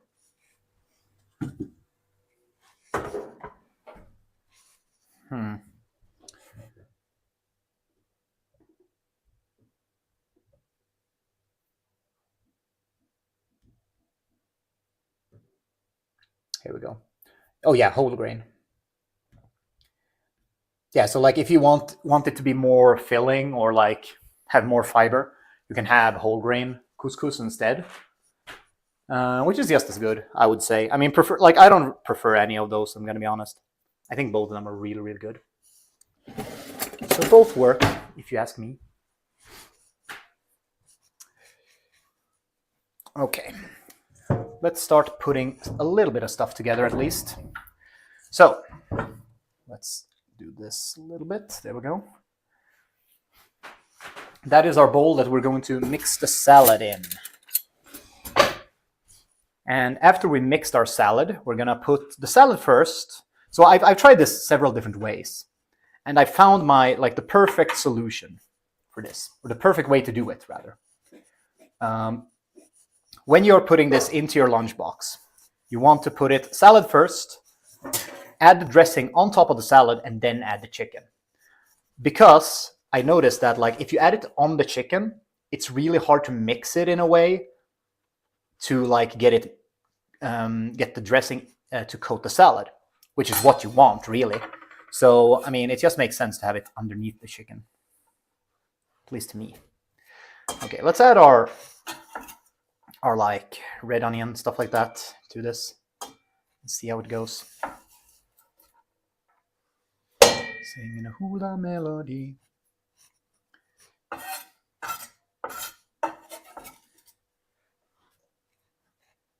Because I think the couscous is technically cold enough because like it's a little bit like warm-ish still. But I think if I add it to these things and mix it, it's going to cool down because all of these are pretty cold. So I'm thinking that maybe I'll just accept fate and do that.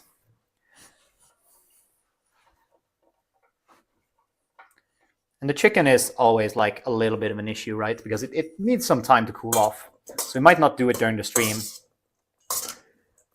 We'll see how we do it. But yeah, as you can see, like there's going to be a lot of salad. Like this is actually a very filling meal. Because of the couscous, all that stuff, that actually like fills you up quite a bit. It's actually a surprisingly filling meal.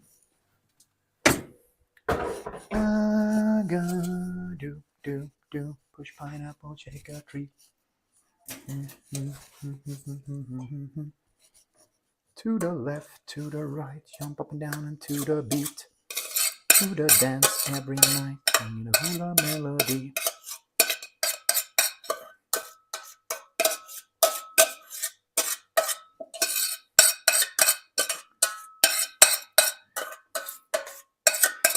There we go. Just add all the nice little couscous.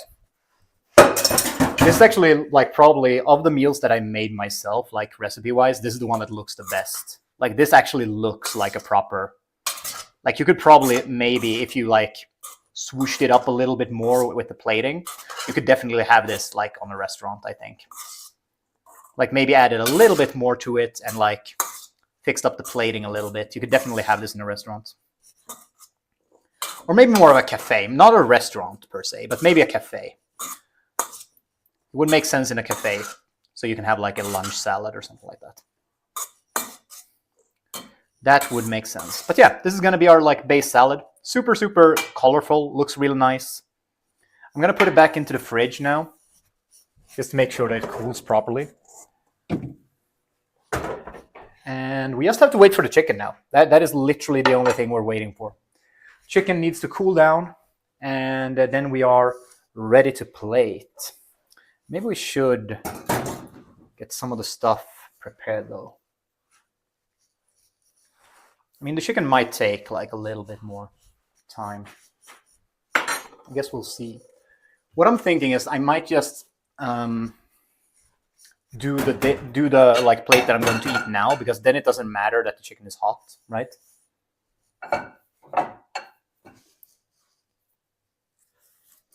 Yeah, I mean, that sounds like a kind of a standard like cucumber salad, right? Like the Asian styled one.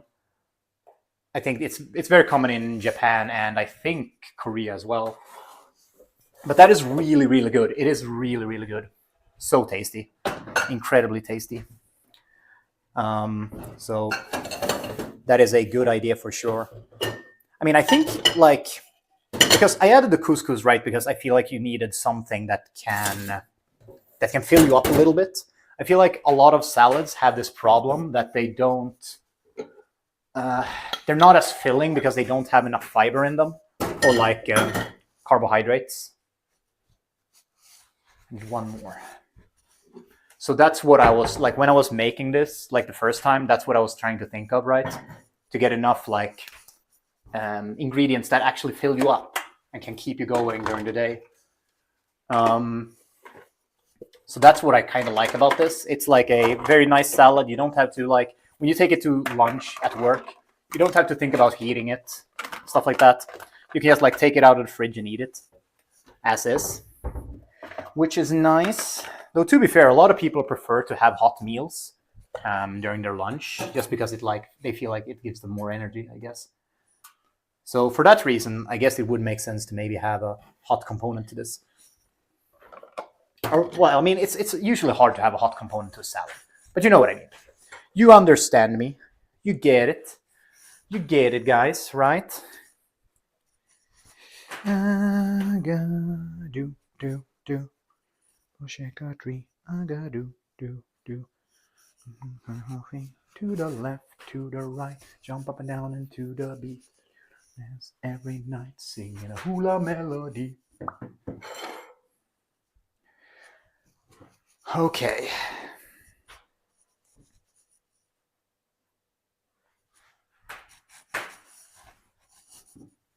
Because I think, like, at least, so if I'm thinking, like, when I think of the, like, marinated cucumber salad, like crushed, I think it's just called crushed cucumber, like a crushed cucumber salad. Obviously, you can chop it up. You don't have to crush the cucumber. But I think it's just soy, chili, maybe some mirin, and sesame oil, right? Garlic, maybe. I think that's like the common way to do it, if I remember it correctly. And that is a really good side. Like, that is such an amazing side. I love the taste of it. Is so good. I think that, like, if I were to, let's say if I were to go to a Japanese restaurant or a Korean restaurant, I would, and just want to buy something that's like kind of snack status on the food, I would probably get that, like a cucumber salad with some fried chicken, like either Korean fried chicken or karaage. And I think that would be amazing. Though, to be fair, if I had karaage, I would probably want rice too. No, you don't have to have rice with karaage, I guess. Karaage is kind of this thing where you don't technically need rice, but it could be nice. Though Korean fried chicken is actually really, really good with rice. So, I mean, that's also... Rice is just good with Asian food. Crazy, I know. Crazy. Crazy statement.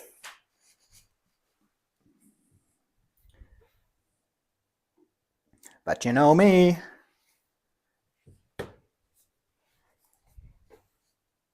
Craziest chef in town. I would actually love to make some more. I made Korean fried chicken once, and it's so good. It is actually incredibly good.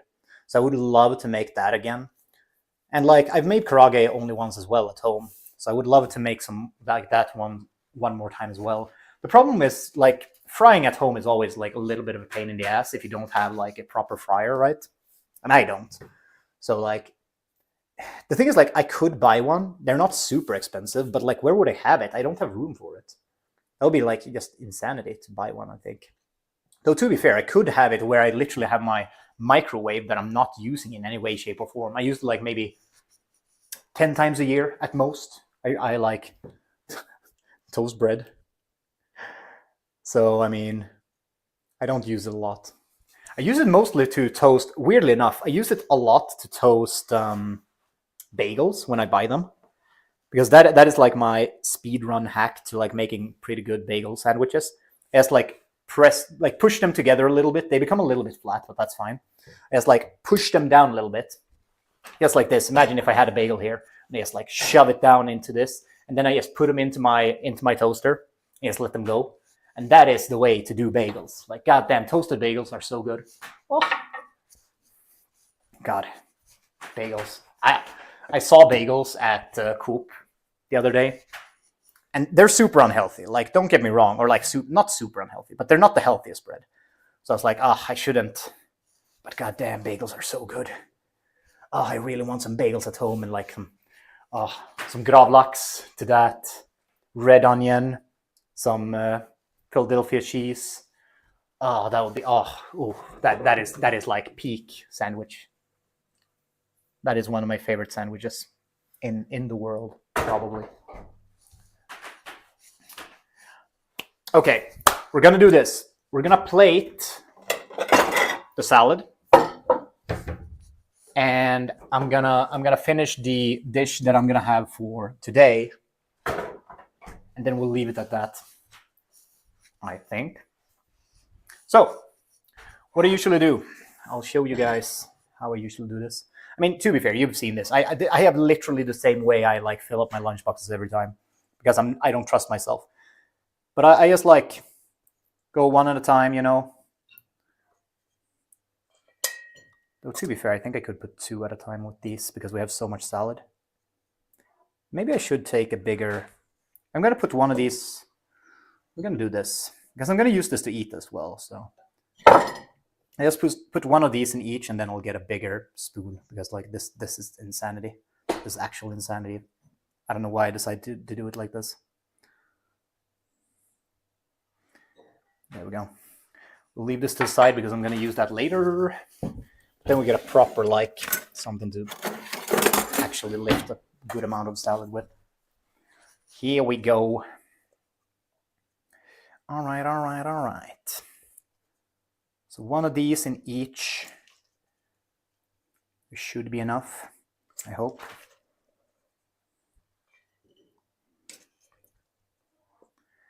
And that's going to be like not a crazy amount of food, but it's definitely enough to like fill me up for lunch. I've noticed as well, like obviously when you start eating less food, you don't crave as much food, right? So like I don't need massive lunch boxes when I go to work to like fill up. I usually get pretty filled up with the ones that I make, and like they're of decent size, I would say. Like they're not small in any way, shape, or form. Now I do like half a scoop, I guess, just to make sure that we get something for everyone here. I got do. Shake a tree. I got do. All grind coffee to the left, to the right. And now there's like nothing left, so I'm just gonna put the rest of it into today's dish, I think. So I get some extra food today because I've been kind of slacking on my eating today. So let's actually get a proper meal. Because I didn't have anything prepared for work today, so I was like, kind of like meh about it. So what I usually like to do here, I just like flat out the top here on the salad, just to make sure that we get an even space. I do it on the lunch boxes and on my regular one. This is just to make sure that it's easy to put down the chicken. Because something that I like to do is I pre-cut my chicken, so I like have a super easy time to eat, right? There we go. Oh yeah, the chicken is still quite hot. Super hot.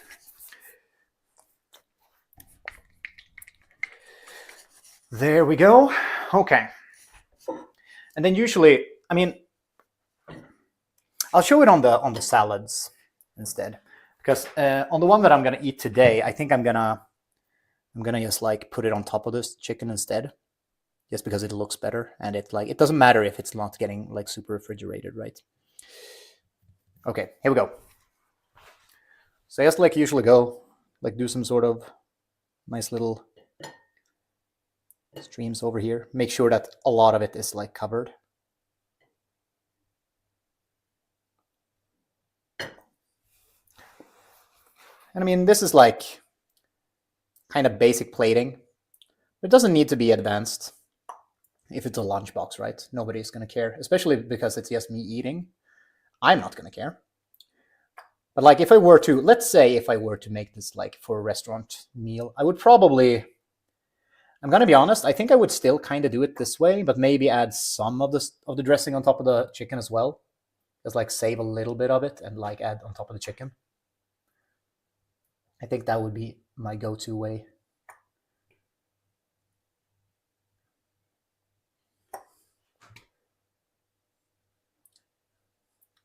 And I think this would be like very easy to make a la minute as well, or a la carte. A la minute is maybe the right, I don't remember what it meant exactly.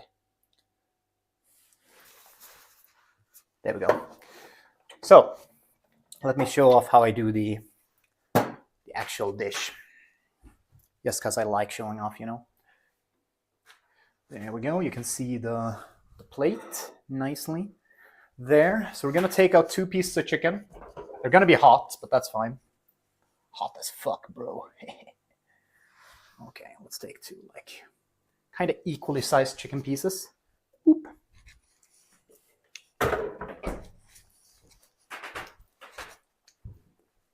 There we go.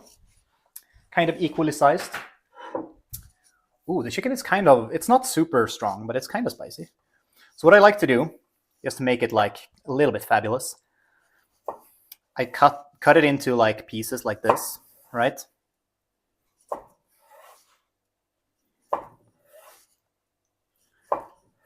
I like being efficient. I like cutting both halves of the breast at the same time, just because it's easier. There we go. There we go. And then we just go, whoop. Just put it onto there, and like we can try and do like this fancy little like spread the meat a little bit so we can see more into it. We'll do the same thing here.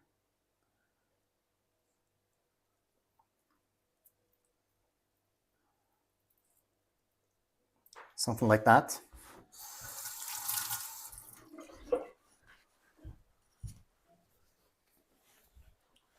And then just go for the sauce.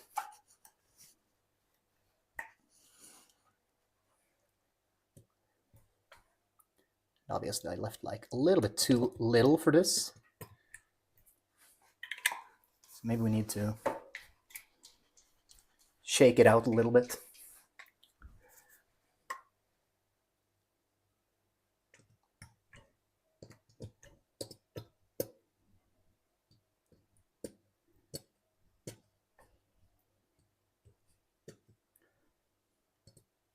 There we go. That's basically how I would plate it. Like, let's be honest, like if I were to like serve this to someone, it will probably add some more stuff, like maybe something green on top. Maybe some sesame seeds like this. Looking pretty cute. Kawaii desu ne. I think this is an okay plating. It's not the best. It's not the worst either. It could have a little bit more height. Maybe like leaving the kind of like the mountain in the middle a little bit more would be good. But I'll tell you what, it is tasty. And that's the important part.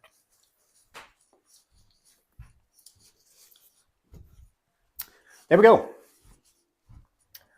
That is my couscous salad and chicken. Gochjang chicken. Easy to make as well. Like, obviously it takes a little bit of time. But you can also pre-prepare a lot of this, right? So like, for example, the couscous. Super easy to make, but it needs a little bit of time to cool off, right? So you can make that like the day before if you want to. Same with the chicken, really, because you want it to be cold when you put it into the lunch bags. So you can actually make that the day before too. It's kind of easy to make in that sort of sense, right? You don't need to super plan it. You don't need to make everything the same day. Stuff like that. If only I could send one. If only. God, I wish there was a fast way to send packages. That would be crazy. Imagine if we had a way to send food like that. That would be crazy. I would make so much money. Okay, maybe not. I'm just gonna put everything into my dishwasher. Then we'll give it a little bit of a taste, you know. Just a little bit of a taste, a tasty taste, and then we'll probably end the stream right there. God damn, I filled out this dishwasher. I didn't think I would, but I kind of did. The only thing left is my plate, so I'm not gonna turn it on right now. But let's have a little bit of a taste on this thing.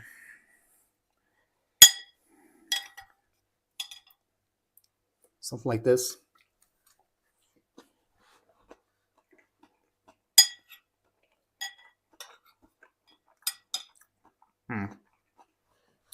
Oh yeah. The chicken is there. It is a good amount of spice, I would say. I could have it a little bit stronger.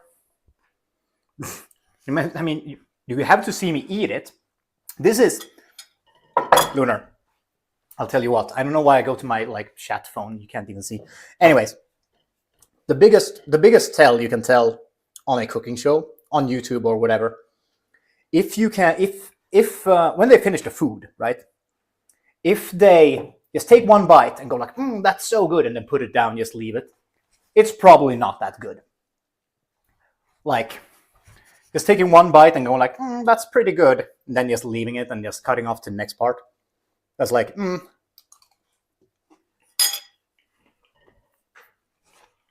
then it's not good enough for you to go for a second bite.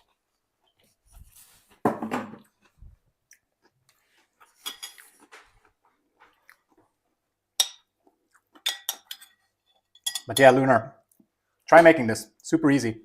I can send you the recipe if you want to.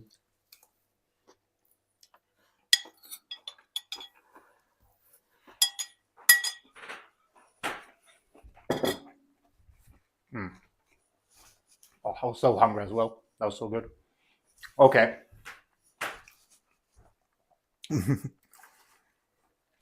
Before I stand here and just moan and eat food, I'm gonna finish the stream. Yeah, I'll write up the recipe and send it over. I might actually have it written down somewhere. I'll have a look.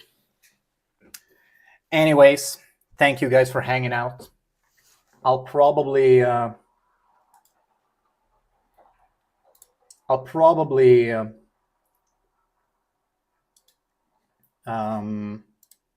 well, I'm gonna keep streaming these kind of things, but I'll probably do some more streams this week as well. But thank you. I appreciate it. God damn, that ad.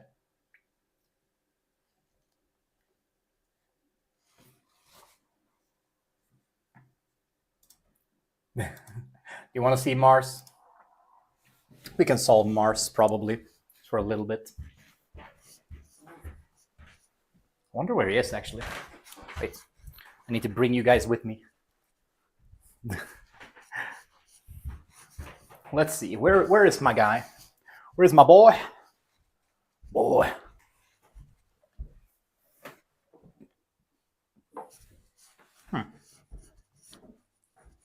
Actually, where is he?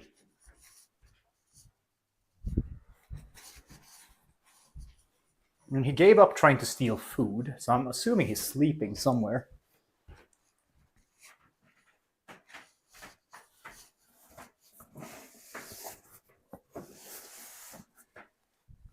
The question is where? Oh, is he maybe... He has found a new... Oh yeah, I found him. He's sleeping in his little, like... He has a little box with a toy outside that he's sleeping in, so I'm not going to disturb him. He's just having a nice time. So we'll leave him where he is. But yeah, thank you for hanging out. I appreciate it. And I'll see you guys next time. Goodbye.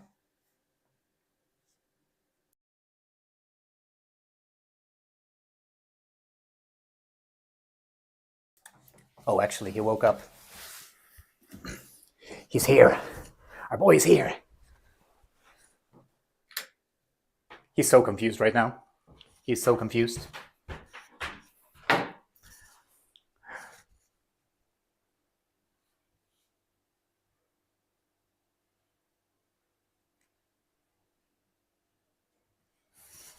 Here you go. It's my boy. I'm gonna make sure that he doesn't eat my food.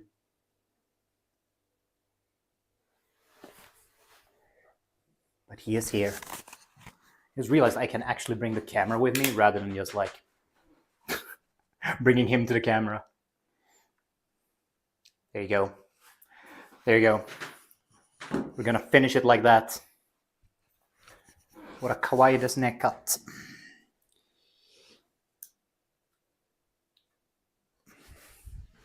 He looks so incredibly... He looks incredibly insulted that I awoke him. Mars, what are you doing? Mars, calm. Oh god, no. He's almost fucking you guys up. Oh god. Okay. There we go. We'll leave it at that. Thank you guys. I appreciate it. I'll see you guys next time. Goodbye.